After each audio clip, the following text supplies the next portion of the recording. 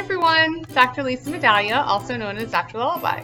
Today's patient tale and teaching points is titled, My Child Has Narcolepsy, and tips on taking action on sleep-deprived teens.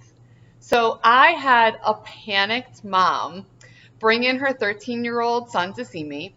She was convinced that her son has narcolepsy. She said, I know you have to go through your questions, but I already know the problem. My son has narcolepsy.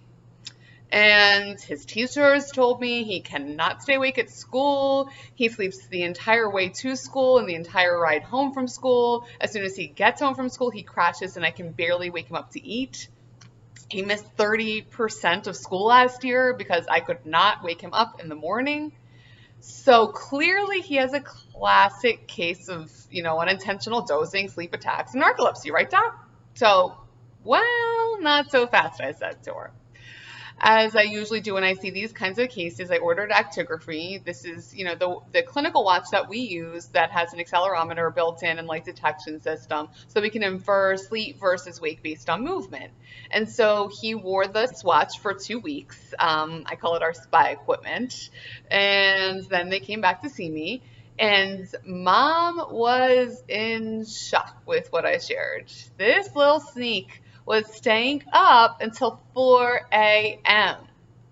So after first insisting, that watch is wrong, this can't be true, that's not right, eventually her son admitted that, yep, he's been up and he has been playing video games. So apparently he became really fond of this group of other kids that are living in Australia, and they were all kind of gaming together during the night. Mom had no idea. She goes to bed at 10 o'clock and she felt terrible for not knowing. And I assured her this is really common. She should not feel bad at all. This is, she had no idea. And this is happening in homes everywhere. I can promise you that.